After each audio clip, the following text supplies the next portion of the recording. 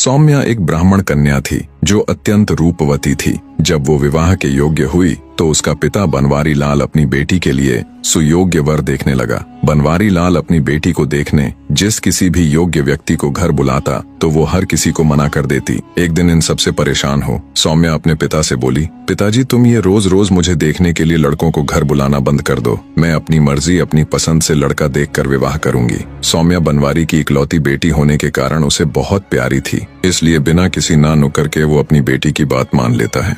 जिस नगर में बनवारी अपनी बेटी सौम्या के साथ रहता था उस नगर के ऊपर राजा वज्रदेव का शासन था। वज्रदेव बड़ा प्रतापी और हमेशा अपनी प्रजा के हित में सोचने वाला राजा था। कहानी को आगे बढ़ाते हुए दैत्य दंभिकासुर बोला, तो विक्रमादित्य एक समय ऐसा आया जब उस नगर में चोरियां होने लगी। धीरे धीरे वो चोरियां इतनी बढ़ गईं कि शायद ही कोई ऐसा दिन हो कि नगर में चोरी न हो। नगर के वासी आए दिन होने वाली इन चोरियों से बहुत परेशान थे। राजा वज्रदेव को जब खबर लगी तो उसने रात की गश्त के लिए सिपाहियों की संख्या बढ़ा दी, पर उससे भी कोई फायदा नहीं हुआ। अब तो चोर ने नगर के छोटे मोटे रईसों से लेकर बड़े बड़े सेठों तक का नंबर लगा दिया। आए दिन होने वाली इन घटनाओं से दुखी हो नगर के बड़े सेठ और व्यापारी मिलकर राजा के पास गए और अपनी व्यथा सुनाकर उनके सामने अपनी फरियाद रखी। राजा वज्रदेव ने उनका दुखड़ा सुन अपने सभी सिपाहियों को दिन रात नगर के कोने कोने में तैनात कर दिया, पर फिर भी चोरियां कम नहीं हुई। अब राजा के लिए भी ये विषय अत्यंत गूढ़ बन गया। उसने विचार किया कि कहीं मेरे सिपाही भी चोर के साथ ना मिल गए हों। अंततः राजा वज्रदेव ने खुद चोरों को पकड़ने का बीड़ा उठाया। अब हर रात को वो खुद अपने कुछ सिपाहियों की टुकड़ी लेकर राज्य में गश्त के लिए निकलता। जब राजा सजग हुआ तो कुछ समय के लिए चोरियां रुक गईं, पर एक रात जब राजा गश्त पर था तो उसने एक संदिग्ध व्यक्ति को भागते हुए देखा। राजा ने तुरंत अपने सिपाहियों को आदेश दिया, उसे फौरन पकड़ो। राजा का हुक्म मिलते ही सिपाहियों ने दौड़कर उस चोर को दबोच लिया। उसे राजा के सामने पेश किया गया तो उसके पास से चोरी का सामान भी मिला। जब राजा ने सख्ती से उससे पूछा तो उसने चोर होने की बात कबूल ली। राजा ने क्रोधित होते हुए अपने सिपाहियों को आदेश दिया कि इसे कैद खाने में बंद कर दिया जाए। अगले दिन राजा ने पूरे नगर में ढिंढोरा पिटवा दिया कि चोर पकड़ा गया है। कल उसको सारे शहर में घुमाने के बाद फांसी पर लटका दिया जाएगा। चोर के पकड़े जाने के समाचार पर सारे नगर में खुशी का माहौल हो गया। जब उस चोर को नगर परिक्रमा के लिए निकाला गया तो सारा नगर उसे देखने के लिए टूट पड़ा। स्त्रियां अपने घरों के झरोखों और छतों पर आ गईं। आदमी गलियों में अपने अपने घरों के बाहर खड़े हो गए। चोर को देखने के लिए ब्राह्मण की लड़की अपनी छत पर खड़ी हो गई। चोर को जब ब्राह्मण की हवेली के सामने से लेकर गए तो जैसे ही सौम्या ने उस चोर को देखा वो उस पर दिलोजान से मोहित हो गई। वो तुरंत दौड़कर अपने पिता बनवारी लाल के पास गई और बोली, पिताजी मैं उस चोर से विवाह करना चाहती हूँ। बेटी की यह बात सुनकर ब्राह्मण हैरान रह गया और बोला, यह तुम क्या कह रही हो बेटी? सौम्या बोली, मैं जो कुछ भी कह रही हूँ अच्छी तरह सोच समझ कर कह रही हूँ पिताजी। मैंने उसको अपना पति मान लिया है। अगर उसको शूली पर लटकाया गया तो मैं भी उसके साथ सती हो जाऊंगी। अपनी इकलौती बेटी की ये अजीब सी जिद सुनकर बनवारी लाल के पैरों नीचे से जमीन खिसक गई। उसने अपनी बेटी को समझाने की बहुत कोशिश की पर वो अपनी जिद में टस से मस न हुई। अंततः अपनी बेटी की ममता के वशीभूत हो ब्राह्मण राजा के पास जाता है और सारी बात राजा को बताकर चोर को छोड़ने का निवेदन करता है। ब्राह्मण की सारी बात सुन राजा आश्चर्य से बोला, ऐसा कैसे हो सकता है? मैं ऐसा चाहकर भी नहीं कर सकता। मुझे अपनी प्रजा को भी जवाब देना है। अगर चोर को ऐसे ही छोड़ दिया तो सब नगरवासी क्या कहेंगे? कोई हल न मिलने पर बेचारे ब्राह्मण ने वापस घर जाकर अपनी बेटी को बहुतेरा समझाया, पर वो अपने निश्चय पर अटल थी। सौम्या के हठ का समाचार पूरे पास पड़ोस में फैल गया। उड़ती उड़ती बात चोर के कानों तक भी आ पहुंची। जब चोर को पता चला तो वह रोने लगा। तय समय और घोषणा के मुताबिक चोर को नगर के चौराहे पर ले जाया गया। चोर को फांसी होने का दृश्य देखने के लिए सारा नगर टूट पड़ा। चोर को जब शूली के पास लाया गया तभी सौम्या भी वहां आ गई।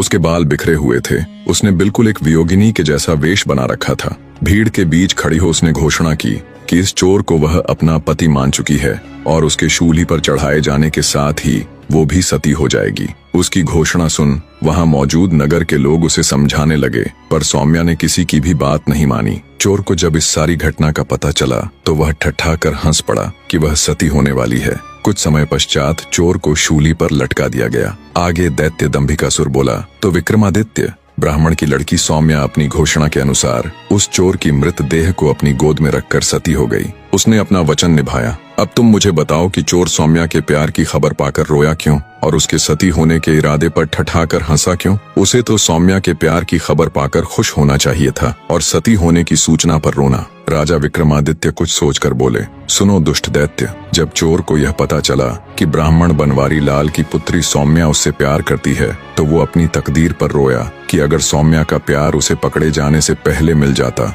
तो शायद वह सुधर जाता। अब बात आती है उसके हंसने की, तो उसका हंसना बिल्कुल ठीक था। सौम्या की मूर्खता पर उसको हंसी आई कि मान न मान मैं तेरा मेहमान। उसका सती होना भी त्रिया चरित्र का एक हिस्सा था, बस इसी कारण वह ठठाकर हंसा। राजा विक्रमादित्य की बात सुन दंभिकासुर बोला, तुम ठीक कहते हो विक्रमादित्य। दैत्य दंभिकासुर न चाहते हुए भी अपनी अगली गुत्थी कहना आरंभ करता है। तो सुनो राजा, एक अधेड़ उम्र का राजा था जो हर वक्त परेशान रहता था। सब कुछ होते हुए भी राजा को दुख था, तो वो ये कि उसकी कोई संतान नहीं थी। राजा ने संतान प्राप्ति के लिए बड़े से बड़े विद्वान पंडित से लेकर ज्योतिषियों तक को दिखाया, पर सबने राजा की कुंडली देखकर एक ही जवाब दिया कि महाराज, आपके भाग्य में संतान सुख नहीं है। अंततः राजा एक साधु के पास वन में चला जाता है और उनके पास रहकर जी जान से उनकी सेवा करने लग जाता है। ऐसे ही समय बीतता गया। राजा को महात्मा जी की सेवा करते पूरे 12 साल हो गए। तब एक दिन साधु ने राजा से पूछा, वत्स, तुम्हें मेरी सेवा करते आज पूरे 12 साल हो गए।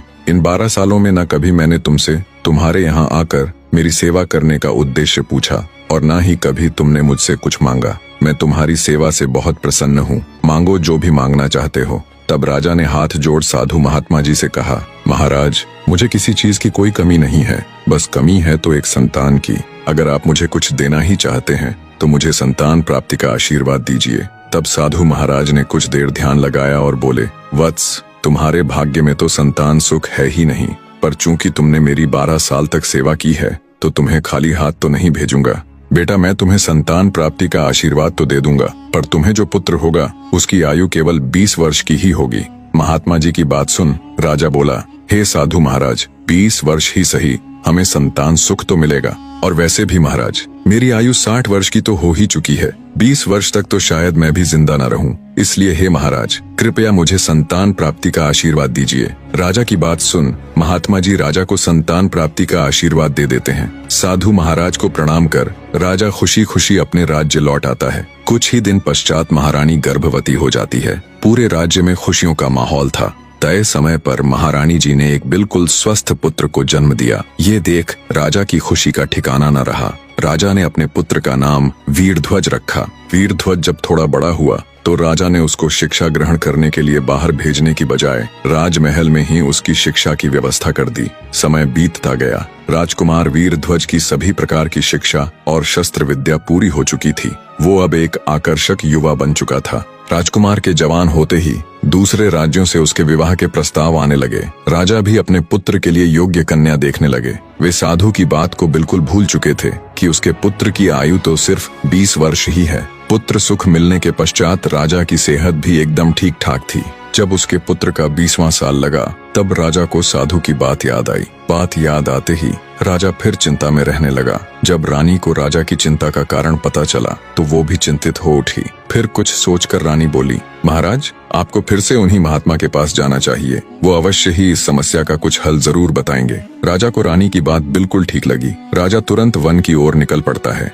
पुत्र के प्राण बचाने के लिए राजा वन में साधु जी के पास जाता है और कहता है, हे साधु महाराज, मेरे पुत्र का 20वां वर्ष लग चुका है। मैं तो सोच रहा था 60 वर्ष की आयु के बाद पता नहीं 20 साल और जीऊंगा भी कि नहीं, पर महाराज, पुत्र प्राप्ति का सुख मिलने से मेरा तो कुछ भी नहीं बिगड़ा, बल्कि अब तो पुत्र में और अधिक मोह हो गया। महाराज, जिस पुत्र को हमने 20 साल तक पाला पोषा उसके साथ रहे, अब उसको ऐसे मरते हुए कतई नहीं देख सकते। इसलिए हे साधु महाराज, कृपया कोई उपाय कीजिए जिससे मेरे पुत्र की मौत टल जाए। राजा की बात सुन साधु महात्मा जी बोले, वत्स, अब मैं कुछ नहीं कर सकता। मैंने तो तुमसे पहले ही कहा था कि तुम्हें पुत्र तो हो जाएगा, पर उसकी आयु केवल 20 वर्ष ही होगी। राजा बोला, नहीं महाराज, ऐसा नहीं हो सकता। आप कुछ भी करके इसका हल निकालिए। पुत्र मोह में राजा साधु महाराज के चरणों को पकड़कर बस एक ही रट लगाए जा रहा था, कुछ कीजिए महाराज। अंततः महात्मा जी बोले, सुनो बेटा, निश्चित काल में तुम्हारे पुत्र की मृत्यु न हो, उसका केवल एक ही उपाय है कि उसका विवाह किसी ऐसी कन्या के साथ कर दिया जाए जो अपने से पहले अपने पति को न मरने दे। इतना सुन राजा को कुछ सुकून मिला। वो साधु महाराज को प्रणाम कर राजमहल वापस लौट आया। राजा ने अपने सैनिकों को हुक्म दिया कि जाओ और राजकुमार के विवाह हेतु ऐसी कन्या ढूंढो जो अपने से पहले अपने पति को ना मरने दे। राजा का हुक्म मिलते ही उसके सैनिक देश के कोने कोने में फैल गए। वो जहां भी जाते हर जगह सब उन्हें यही कहते कि मृत्यु पर भला किसी का वश कैसे चल सकता है, वो किसके हाथ में है। मृत्यु तो जब आनी होगी आकर ही रहेगी, उसे भला कौन टाल सकता है। हर जगह इसी प्रकार के जवाब सुन सिपाही भी निराश हो गए। उन्हें कोई भी ऐसी कन्या नहीं मिली जो खुद से पहले अपने पति को न मरने दे। अंततः जब सिपाहियों की एक टुकड़ी हताश हो थक हार कर वापस लौट रही थी तो रास्ते में उनके आगे आगे 3 लड़कियां चल रही थीं। 3 पक्की सहेलियां आपस में बातें करती हुई जा रही थीं। उनमें एक कुम्हार की, एक सुनार की और एक ब्राह्मण की लड़की थी। कुछ दिन पहले ही उस नगर के राजा की लड़की का विवाह हुआ था, पर विवाह के 1 दिन बाद ही राजा की लड़की के पति की मृत्यु हो गई थी। बस उसी विषय में आपस में चर्चा करती हुई तीनों सहेलियां अपने घर की तरफ जा रही थीं। सबसे पहले ब्राह्मण की लड़की बोली, बहन जो भी हो, पर राजा की लड़की थी बड़ी सुंदर, पर बेचारी के साथ बहुत गलत हुआ जो विवाह होते ही भगवान ने उसके पति को छीन लिया। फिर सुनार की लड़की बोली, ठीक कहती हो बहन, वो है तो बहुत रूपवती। ऐसा सुंदर रूप भगवान हजारों में नहीं बल्कि लाखों में किसी किसी को देता है, पर बेचारी का पति मर गया, अब होनी को कौन टाल सकता है। उन दोनों की बात सुन कुम्हार की लड़की बोली, तुम दोनों क्या जब से बहुत सुंदर थी, बहुत रूपवती थी कि रट लगाए हुए हो? क्या खाक सुंदर थी जो अपने से पहले अपने पति को मरने दिया? ऐसी सुंदरता किस काम की? कुम्हार की लड़की की बात सुन अन्य दोनों सहेलियां बोली, तू उसकी जगह होती तो तू भी क्या कर लेती। उनको जवाब देते हुए कुम्हार की लड़की बोली, अगर मैं राजा की लड़की की जगह होती तो अपने जीते जी अपने पति को कतई मरने न देती, चाहे उसके लिए मुझे कुछ भी करना पड़ता। पीछे चल रहे सिपाहियों ने उन तीनों सहेलियों की आपस की सारी बातें सुन ली। सारी बातें सुन सिपाहियों के मन में तुरंत राजा के हुक्म वाली बात कौंधी कि जाओ जाकर ऐसी कन्या ढूंढो जो अपने से पहले अपने पति को ना मरने दे। सिपाहियों ने तुरंत उन लड़कियों को रोककर उनसे उनका नाम पता सब ले लिया और राजमहल आकर सभी बातें विस्तार पूर्वक ज्यों की त्यों राजा को बता दी। सिपाहियों की बात सुन राजा के मन में उम्मीद की एक किरण उभरी। उसने तुरंत अपने साथ अपने मंत्री व अन्य कुछ राज्यसभा के विद्वान सदस्यों को लिया और निकल पड़ा सिपाहियों के बताए गए गांव की ओर। कुछ घंटों का रास्ता तय कर राजा अपने आदमियों के साथ कुम्हार के घर पहुंच गया। राजा के साथ मौजूद मंत्री ने लड़की के पिता यानी कुम्हार को राजा का पूरा परिचय दिया और उसकी लड़की से राजा के लड़के के विवाह की बात सामने रखी। बेटी के लिए रिश्ता और वो भी राजा के लड़के का। ये बात सुन कुम्हार सन्न रह गया। उसको ऐसे देख मंत्री बोला, क्यों भाई कहाँ खो गए? तब उसने राजा व उसके आदमियों को आदर सत्कार सहित बिठाकर जलपान कराया और भागकर अपने आसपास रहने वाले अपनी जाति के लोगों के पास जाकर जब उन्हें सारी बात बताई तो उनमें कुछ लोगों ने तो मना कर दिया कि हम अपनी लड़की की शादी दूसरी जाति में नहीं करेंगे, चाहे वो कोई भी हो। पर तभी जाति के कुछ समझदार बुजुर्ग बोले, क्या पागलों जैसी बातें कर रहे हो तुम? अरे राजा के लड़के का रिश्ता आया है, ये बात हमारे लिए किसी सपने या किसी खजाने से कम नहीं है। जरा सोच कर देखो मूर्खों, हमारा भी राजपाट में हिस्सा होगा, हमें भी राज परिवार के साथ जोड़कर देखा जाएगा। बुजुर्ग कुम्हार की बात सभी के दिमाग में बैठ गई। सबकी सहमति पाकर कुम्हार अपनी बेटी को राजा के लड़के के साथ ब्याहने के लिए खुशी खुशी राजी हो गया। राजा ने लड़के के 20वें जन्मदिन यानी जिस दिन उसकी मृत्यु होनी थी उसी दिन को शादी के लिए चुना। दोनों तरफ से विवाह की तैयारियां जोरों शोरों से होने लगी। दिन बीते और आखिर वो दिन आ ही गया जब राजा के लड़के का विवाह कुम्हार की बेटी के साथ होना था। विवाह से ठीक पहले राजा ने नम आंखों से अपने बेटे की होने वाली पत्नी यानी कुम्हार की बेटी को अपने बेटे के संबंध में शुरू से लेकर आखिर तक सारी बातें बता दी कि कैसे उसने 12 साल तक एक संत महात्मा जी की सेवा करके अपने बेटे वीरध्वज को पाया था और आज सिद्ध महात्मा जी के कहे अनुसार उसके बेटे की जिंदगी का आखिरी दिन है। सारी दास्तान बता। राजा बोला, सुनो बेटी, अब मेरे पुत्र की जिंदगी तुम्हारे हाथ में है। कैसे भी करके अगर आज आधी रात तक तुम इसकी मृत्यु को टाल दोगी तो फिर नया दिन शुरू हो जाएगा और वीरध्वज के ऊपर आई ये मृत्यु रूपी भारी विपदा टल जाएगी। राजा की पूरी बात सुन कुम्हार की बेटी, जिसका नाम शौर्यवती था, को एक बार तो धक्का लगा, पर फिर एक अदम्य साहस के साथ वो राजा से बोली, आप चिंता मत कीजिए महाराज, मेरे जीते जी मैं आपके बेटे को कुछ नहीं होने दूंगी। शौर्यवती की बात सुन और उसका आत्मविश्वास देख राजा को बहुत तसल्ली मिली। शाम का समय हो चला था। शुभ मुहूर्त के समय पंडित ने विवाह हेतु शौर्यवती और वीरध्वज को शादी के मंडप में बुला लिया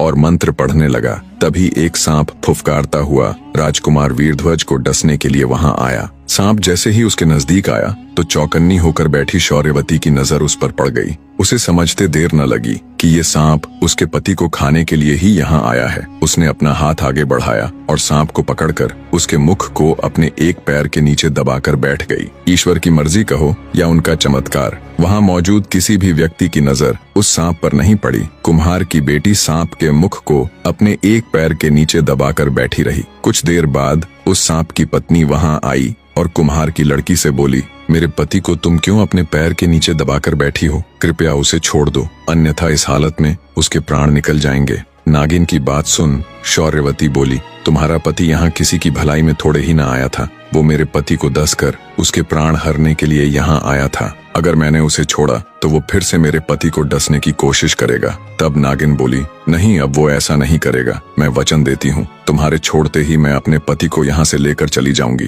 पर तुम्हारे पति की मृत्यु तो आज निश्चित है, ऐसे नहीं तो किसी और रूप में सही। नागिन के वचन भरने पर शौर्यवती ने सांप के मुख के ऊपर से अपना पैर हटाकर उसे आजाद कर दिया। नागिन अपने वचन अनुसार बिना किसी को कोई हानि पहुंचाए अपने नाग के साथ चुपचाप वहां से चली गई। कुम्हार की लड़की नागिन की चेतावनी से और अधिक सजग होकर बैठ गई। कुछ देर में शौर्यवती और वीरध्वज का विवाह ठीक से संपन्न हो गया। रात का पहला पहर शुरू हो चुका था। कुम्हार की लड़की ने अपने पति को राजमहल के आंगन में बीचों बीच पलंग डालकर सुला दिया। आज की रात उसे कैसे भी करके अपने पति को मरने नहीं देना था। पति की मृत्यु को टालने के लिए उसने पलंग के एक कोने पर दिया जलाकर रख दिया और हाथ जोड़कर प्रार्थना की, हे अग्निदेव, आज की रात पलंग के इस कोने की जिम्मेवारी आपकी है। अगर मेरी पतिव्रता सच्ची है तो मेरे पति की रक्षा करना। पलंग के दूसरे कोने पर एक लोटा जल भरकर रख दिया और बोली, हे जलदेव, अगर मेरी भक्ति सच्ची है तो आज की रात मेरे पति की रक्षा करना। शौर्यवती ने पलंग के तीसरे कोने के पास कुछ गेहूं के बीज रख दिए और बोली, हे अन्न देवता, इस कोने का भार मैं आपको सौंप रही हूँ। आज रात मेरे पति की रक्षा का दायित्व आपका है। और पलंग के चौथे कोने के पास वो खुद खड़ी हो गई। जब नाग उसके पति को मारने में असफल हो गया तो अब की बार धर्मराज ने राजा के लड़के के प्राण हरने के लिए खुद बेमाता को भेजा। कहानी को बीच में रोककर आपको बताता चलूं कि बेमाता भी धर्मराज की एक खास इकाई है। जैसे यमराज और यम के दूत होते हैं, कहते हैं बेमाता का लिखा हुआ कोई भी नहीं टाल सकता। बेमाता जब राजा के लड़के के प्राण लेने आई तो उसे पलंग के पहले कोने पर अग्निदेव का पहरा मिला। बेमाता को देख अग्निदेव बोले, अगर तुम मेरे ऊपर से जाकर राजा के लड़के के प्राण हरोगी तो मेरा तो कोई आदर मान ही नहीं रहेगा। मैं ही हूँ जो जीने से लेकर मृत्यु तक हर व्यक्ति को पवित्र करता हूँ। अगर तुम मेरा निरादर करके उसके प्राण लोगी तो मेरा तो अस्तित्व ही खत्म हो जाएगा। फिर बेमाता पलंग के दूसरे कोने के पास जाती है तो वहाँ उसे जल देवता मिलते हैं। वो भी वही बात कहते हैं, अगर तुम मेरा निरादर करके राजा के लड़के के प्राण हरोगी तो कौन मुझे देवता मानेगा, मेरा तो अस्तित्व ही मिट जाएगा। जब वो पलंग के तीसरे कोने पर जाती है तो वहाँ उसे अन्न देवता का पहरा मिलता है। वो भी वही बात कहते हैं। बेमाता अन्न देवता की बात भी मान लेती है। जब वो पलंग के चौथे यानी आखिरी कोने के पास जाती है तो उन्हें देखते ही कुम्हार की लड़की भागकर बेमाता के पास आकर उसके पैर दबा देती है। जैसे ही शौर्यवती बेमाता के पैर दबाती है तो वे बोल पड़ती हैं, सदा सुखी रहो, सदा सुहागन रहो, भगवान तुम्हारी जोड़ी बनाए रखे। बेमाता जल्दबाजी में ये सब बोल जाती है। उसे ध्यान ही नहीं रहा कि वो यहाँ उसे आशीर्वाद देने नहीं बल्कि उसके पति के प्राण लेने के लिए आई है। अब मुख से शब्द तो निकल चुके थे। बेमाता कुम्हार की लड़की से बोली, तुमने तो बड़ा गजब कर दिया। मैं यहाँ तुम्हारे पति के प्राण लेने के लिए आई थी। इसकी तो सिर्फ आज की ही आयु है। आज इसे धर्मराज के घर पेश होना है, पर तुमने तो छल से मेरे ही कान काट लिए। जल्दी से मैं मेरे पैर दबाकर मुझसे ही सदा सुहागन का आशीर्वाद ले लिया। तब शौर्यवती बोली, तो और मैं क्या करती माता, अपने पति को अपने से पहले कैसे मरने देती। अब देख लो माता, या तो आप अपने वचनों से हारी हो जाओ, अन्यथा इन्हें जीवित छोड़ दो। शौर्यवती की बात सुन बेमाता सोच में पड़ जाती है। आखिर ये हुआ तो हुआ क्या। फिर कुछ सोचकर वो बोली, देखो बेटी, तुम्हारे पति की आयु तो आज खत्म हो जाएगी, पर एक रास्ता है। तुम अपनी आयु में से आधी अपने पति को दे सकती हो। बेमाता की बात सुन कुम्हार की लड़की को अपार शांति मिली। वो बोली, मैं अपनी आधी आयु अपने पति को देने को तैयार हूँ माता। कृपया बताइए कि इसके लिए मुझे क्या करना होगा। बेमाता युक्ति बताते हुए बोली, जैसे ही सुबह का सूर्योदय हो तो तुम्हें सूर्यदेव को एक लोटा जल चढ़ाकर प्रार्थना करनी है कि हे सूर्यदेव, बेमाता के वचन अनुसार मेरी अपनी मर्जी से मेरी आधी आयु मेरे पति को लग जाए। जब तुम इतना कहोगी तो तेरी आधी आयु तेरे पति को लग जाएगी और तुम दोनों की आयु बिल्कुल बराबर हो जाएगी। इतनी युक्ति बता बेमाता वहां से चली गई। सुबह होते ही जैसा बेमाता ने बताया था, शौर्यवती ने वैसा ही किया। बेमाता के वचनों सहित उगते सूर्य देव के आगे प्रार्थना करने पर उसके पति की मृत्यु टल जाती है और इस प्रकार वो अपने पति के प्राण बचा लेती है। राजा सहित पूरे राज्य में खुशी का माहौल था। कहते हैं जब से ही सदा सुहागन का आशीर्वाद चलता आ रहा है और जब से ही कुम्हार जाति को राजवंश का हिस्सा मानते हुए प्रजापति कहकर पुकारा जाता है। इतनी कहानी कह दैत्य दंभिकासुर राजा विक्रमादित्य से बोले, अब तुम मुझे ये बताओ राजा विक्रमादित्य, राजा के लड़के की रक्षा कर रहे चारों में से कौन बड़ा, अग्निदेव, जलदेव, अन्न देवता या फिर वो कुम्हार की लड़की? दंभिकासुर की बात का मुस्कुराकर जवाब देते हुए राजा विक्रमादित्य बोले, ये तो बहुत आसान सा सवाल है दुष्ट राक्षस। भले ही वे तीनों देवता हो, भले ही उनको पूजा जाता हो, भले ही उनका कद बहुत ऊंचा हो, पर यहाँ तो कुम्हार की लड़की उनसे भी बड़ी हो गई, जिसने न केवल अपने पति की जिंदगी बचाने के लिए थाना बल्कि स्वयं की आधी जिंदगी देकर उसे मृत्यु से बचाकर अपनी थानी हुई बात को पूरा भी करके दिखाया, इसलिए वो देवताओं से भी बड़ी हो गई। राजा विक्रमादित्य की बात सुन दैत्य दंभिकासुर बड़ा हताश सा होकर बोला, तुमने ठीक कहा विक्रमादित्य। हर सवाल का जवाब दैत्य दंभिकासुर को एक साधारण इंसान बना रहा था। दंभिकासुर को चुप देख राजा विक्रमादित्य बोले, पूछो दुष्ट राक्षस अपना अगला सवाल, अब तुम्हारे पास जीने के लिए ज्यादा वक्त नहीं है। राजा विक्रमादित्य की बात सुन दैत्य दंभिकासुर बोला, विक्रमादित्य, माना कि तुम बुद्धि में तेज हो, पर अब भी मेरे 2 सवाल बचे हैं, याद है ना? एक भी गलत जवाब और तुम्हारा खेल खत्म। मेरी अगली गुत्थी सुनो विक्रमादित्य।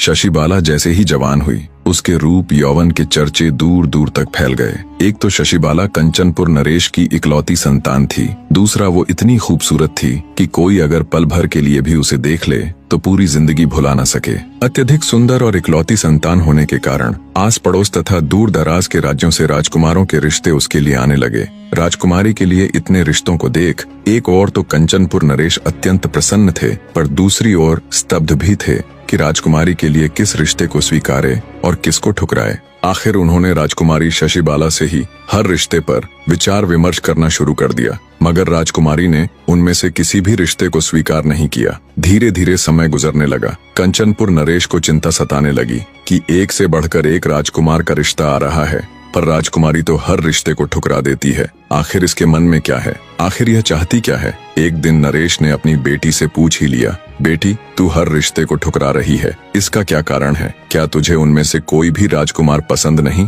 राजकुमारी शशिबाला बोली, नहीं पिताजी, इनमें कोई भी राजकुमार मेरे योग्य नहीं है। कंचनपुर नरेश थोड़ा चिंतित होता हुआ बोला, मगर बेटी, तुम्हारी नजर में योग्यता का मानदंड क्या है? राजकुमारी शशिबाला बोली, पिताजी, मैंने ऐसा तो कोई मानदंड नहीं बनाया, पर जिसके साथ मेरा विवाह हो उसमें कुछ तो विशेषता हो, कोई तो खूबी हो। बेटी की बात सुन। नरेश बोला, बेटी, क्यों न तुम विवाह के लिए आने वाले राजकुमारों की परीक्षा लेकर देखो, बिना परीक्षा के निर्णय लेना उचित नहीं। पिता की बात राजकुमारी शशिबाला को बिल्कुल उचित लगी। उसने हामी भरते हुए कहा, आप ठीक कह रहे हैं पिताजी, मैं आगे से ऐसा ही करूंगी। कुछ दिन बाद ही एक राजकुमार राजकुमारी के साथ विवाह का प्रस्ताव लेकर हाजिर हुआ। नौकरों ने उसे अच्छे से बिठाकर जलपान कराया और राजकुमारी शशिबाला को खबर कर दी। खबर मिलते ही राजकुमारी जब उसकी परीक्षा लेने के लिए आई तो राजकुमारी को जैसे ही राजकुमार ने देखा वो स्तब्ध होकर उसकी सुंदरता को देखता रह गया। आते ही राजकुमारी ने भी एक नजर राजकुमार को देखा और बोली, तुम में ऐसा क्या विशेष गुण है जो मुझसे विवाह करना चाहते हो? राजकुमार बड़े आत्मविश्वास के साथ बोला, मैं त्रिकालदर्शी हूँ, मैंने सालों वन में कठिन तप करके एक सिद्ध योगी से इस विद्या को ग्रहण किया है। मैं किसी का भी भूत, भविष्य और वर्तमान बिल्कुल ठीक ठीक बता सकता हूँ। राजकुमार की बात सुन राजकुमारी बोली, ओह ऐसा है तो क्यों ना तुम मेरा भविष्य बताओ। फिर कुछ सोचकर राजकुमारी रुक गई और बोली, नहीं नहीं, भविष्य को भविष्य ही रहने दो, तुम मुझे मेरे भूतकाल के बारे में कुछ बताओ। राजकुमारी के इतना कहने पर राजकुमार ने कुछ देर ध्यान लगाया, फिर बोला, राजकुमारी जी, आपने अभी तक बहुत से राजकुमारों के विवाह प्रस्ताव ठुकराए हैं और अंततः आप अपने पिता के कहने पर राजकुमारों की परीक्षा लेने को राजी हुई हो। राजकुमार की बात सुन राजकुमारी उसकी विशेषता से प्रभावित होती हुई बोली, तुमने बिल्कुल सही कहा, मुझे तुम्हारी विशेषता वाकई में बहुत दिलचस्प लगी, पर मुझे सोचने के लिए थोड़ा समय चाहिए, तब तक आप अतिथि गृह में ठहरें।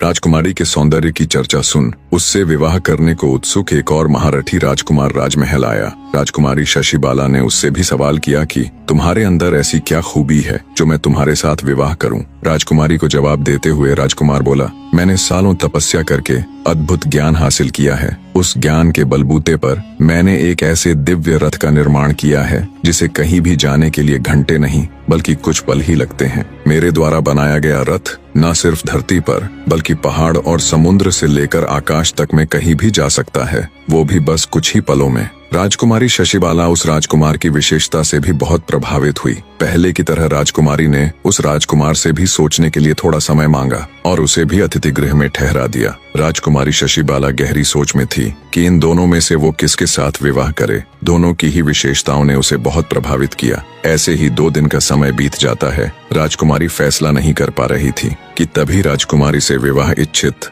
एक और महारथी राजकुमार राजमहल में पधारा। राजकुमारी शशिबाला ने उसके सामने भी वही प्रश्न दोहराया। राजकुमार ने बड़ी शालीनता से जवाब दिया, राजकुमारी जी, मैंने सालों कठिन अभ्यास करके भाला चलाने में ऐसी कुशलता प्राप्त कर ली है कि मैं अगर आंख बंद करके भी अपने भाले से किसी पर वार करूं तो सामने वाला कितना भी शक्तिशाली क्यों ना हो, मेरे एक ही वार में ढेर हो जाएगा। राजकुमारी शशिबाला उस महारथी राजकुमार की विशेषता से भी बहुत प्रभावित हुई। राजकुमारी ने बाकी राजकुमारों की तरह उसे भी अतिथि गृह में ठहरा दिया और अपने पिता के साथ सलाह मशवरा करके अपना निर्णय देने के लिए एक निश्चित दिन मुकर्रर कर दिया। राजकुमारी इसी बीच तीनों राजकुमारों के विषय में गंभीरता से सोचती रही। आखिर निर्णय का दिन आ गया। निश्चित तिथि पर तीनों राजकुमार बन ठनकर राज दरबार में उपस्थित हुए। सभी सभासद भी जिज्ञासावश ये जानने के लिए कि राजकुमारी किसको अपना वर चुनेगी राजसभा में आ चुके थे, किंतु राजकुमारी अभी तक नहीं आई थी। तभी कुछ सेविकाओं ने आकर बताया कि राजकुमारी अपने कक्ष में नहीं है। यह सुनते ही पूरे दरबार में खलबली मच गई। राजा के आदेश पर महल का चप्पा चप्पा छाना गया, मगर राजकुमारी का कहीं पता न चला। जल्दी ही यह खबर पूरे राज्य में फैल गई। हर तरफ शोक के बादल छा गए। सबके मुख पर एक ही सवाल था कि राजकुमारी आखिर गई तो गई कहाँ। लोग राजकुमारी के इस प्रकार गायब होने को लेकर तरह तरह की अटकलें लगाने लगे। तभी कंचनपुर नरेश को उस राजकुमार का ध्यान आया जिसने अपने आप को त्रिकालदर्शी बताया था। राजा तुरंत उनके पास गया और बोला, राजकुमार, क्या तुम अपनी विद्या के द्वारा पता करके बता सकते हो कि राजकुमारी इस समय कहाँ है? राजकुमार बोला, अवश्य बता सकता हूँ महाराज। उसने तुरंत कुछ समय के लिए ध्यान किया और बोला, महाराज, एक राक्षस राजकुमारी की सुंदरता से अभिभूत होकर उसे उठा ले गया है। उसका महल पहाड़ियों के बीच बड़े ही दुर्गम स्थल में बना हुआ है। राजा को जब ये बात उस त्रिकालदर्शी राजकुमार ने बताई तो उसके पैरों नीचे से जमीन खिसक गई। राजा गहरी सोच में पड़ गया। तभी दूसरा यानी दिव्य रथ वाला राजकुमार राजा के पास आया और बोला, आप चिंता मत कीजिए महाराज, चाहे उस राक्षस का ठिकाना कितनी ही दुर्गम पहाड़ियों में क्यों ना हो, मेरा दिव्य रथ पल भर में ही हमें वहां पहुंचा देगा। अब सवाल ये रह गया कि उस खूंखार राक्षस का सामना कौन करेगा। तब तीसरा राजकुमार, जिसे अपने भाले पर पूर्ण विश्वास था, सामने आया और बोला, महाराज, आप चिंता मत कीजिए, उस राक्षस से मैं निपट लूंगा। राजा से आज्ञा ले तुरंत तीनों राजकुमार दिव्य रथ में बैठकर राक्षस के ठिकाने पर जा पहुंचे। भाले वाले महारथी राजकुमार ने जब राक्षस को देखा तो उसने अपनी पूरी ताकत से राक्षस को भाला फेंक कर मारा। महारथी राजकुमार का प्रहार इतना तेज था कि उसके द्वारा छोड़ा गया भाला राक्षस की छाती को चीरते हुए उसके सीने के पार हो गया, जिससे तुरंत राक्षस के प्राण पखेरु उड़ गए। राजकुमारों ने राजकुमारी को अपने साथ रथ में बिठा लिया और कुछ ही पलों में वो सकुशल राजमहल पहुंच गए। राजकुमारी शशिबाला को बिल्कुल ठीक ठाक देख राजा सहित पूरी प्रजा में खुशी की लहर दौड़ गई। राजा ने तीनों राजकुमारों का हाथ जोड़कर शुक्रिया किया। फिर से सभा बैठाई गई। सभी सभासद और राजकुमार अपने अपने स्थान पर बैठ गए। इतनी कहानी कह दैत्य दंभिकासुर बोला, बताओ विक्रमादित्य, उन तीनों में से राजकुमारी किसको अपना वर चुनेगी? कुछ देर विचार कर राजा विक्रमादित्य बोले, राजकुमारी शशिबाला उस भाले वाले महारथी राजकुमार को अपना वर चुनेगी। राजा विक्रमादित्य की बात सुन दैत्य दंभिकासुर बोला, ऐसा क्यों विक्रमादित्य? क्योंकि राजकुमारी को बचाने में तो तीनों ही राजकुमारों का हाथ था। फिर राजकुमारी उस महारथी राजकुमार को ही क्यों चुनेगी? क्या सिर्फ इसलिए कि उसने उस राक्षस का वध किया था? राजा विक्रमादित्य बोले, नहीं कपटी राक्षस, त्रिकालदर्शी राजकुमार को न चुनने का कारण ये था कि अगर वो राजकुमारी का पता न भी लगाता तो भी राजा की फौज 2-4 दिन में उसका पता लगा ही लेती। अब बात आती है दिव्य रथ वाले राजकुमार को न चुनने के कारण की, तो रास्ता भले ही कितना भी दुर्गम था देर से ही सही पर राजा के लोग उस राक्षस के ठिकाने पर पहुंच तो जाते ही। अब बात आती है उस महारथी राजकुमार को चुनने की वजह की। तो राजकुमारी के पास एक नहीं बल्कि इसके दो मुख्य कारण थे। पहला तो ये कि राक्षस का पता लगाना और उस तक पहुंचना तो संभव था, पर राजा के पास ऐसा कोई भी योद्धा नहीं था जो राक्षस का सामना कर सके।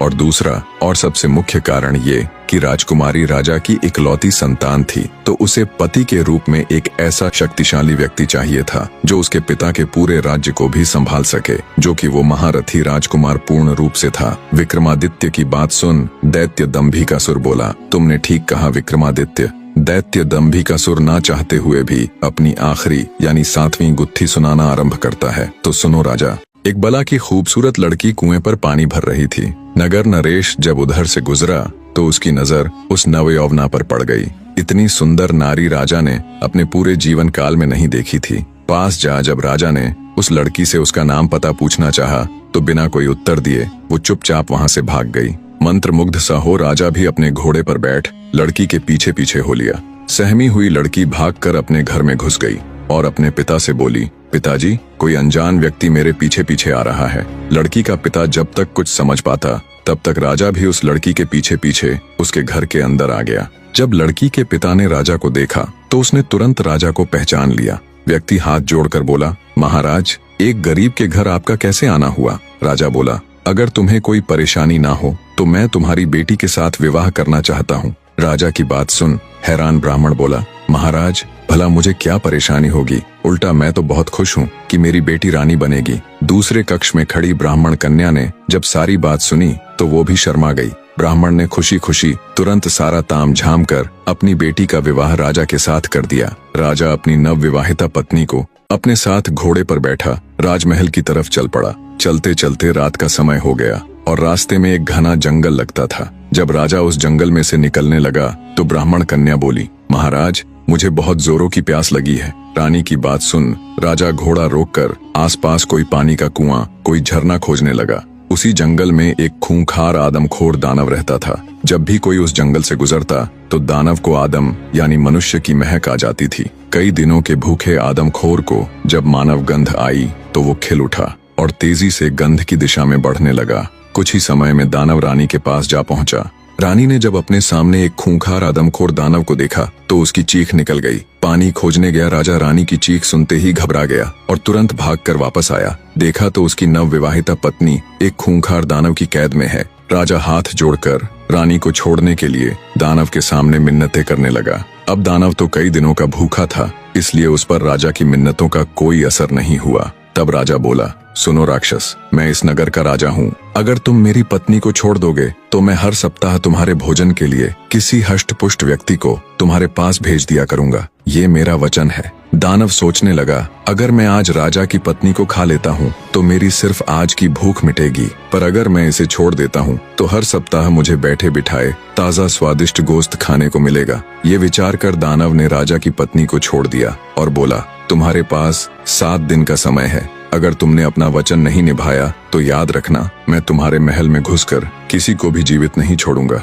राजा भारी मन से अपनी पत्नी को ले राजमहल वापस आ गया। सोच रहा था, रानी को तो उस दानव से बचा लिया, मगर अब हर सप्ताह उस दानव के पास आदमी कहाँ से भेजूंगा? जिंदा मनुष्य हर सप्ताह दानव के भोजन के लिए कहाँ से आएगा? आखिर कौन अपने प्राण देने के लिए तैयार होगा? ये सब बातें सोचते सोचते राजा के दिमाग की नसें फटी जा रही थीं। फिर कुछ बुद्धिमान मंत्रियों की सलाह पर राजा ने घोषणा करवा दी कि जो भी व्यक्ति अपनी बलि देगा उसे उसके वजन के बराबर चांदी के सिक्के दिए जाएंगे। नगर के लोगों ने जब राजा की घोषणा सुनी तो हर तरफ उसकी आलोचना होने लगी। कैसा राजा है ये जो अपनी ही प्रजा के लोगों को मौत के मुंह में धकेल रहा है? भला कौन मूर्ख होगा जो धन के बदले अपने प्राण देने को तैयार होगा? और वैसे भी मरने के बाद धन किस काम का? ऐसे ही दिन बीतने लगे, कोई भी व्यक्ति राजा की शर्त मानने को आगे नहीं आया। राजा की चिंता हर खत्म होते दिन के साथ बढ़ती जा रही थी। दानव को दिए वचन में अब बस 2 ही दिन शेष थे। राजा के नगर में एक घर भीखा का भी था। भीखा के परिवार में उसका पिता, उसकी पत्नी और 2 बच्चे थे।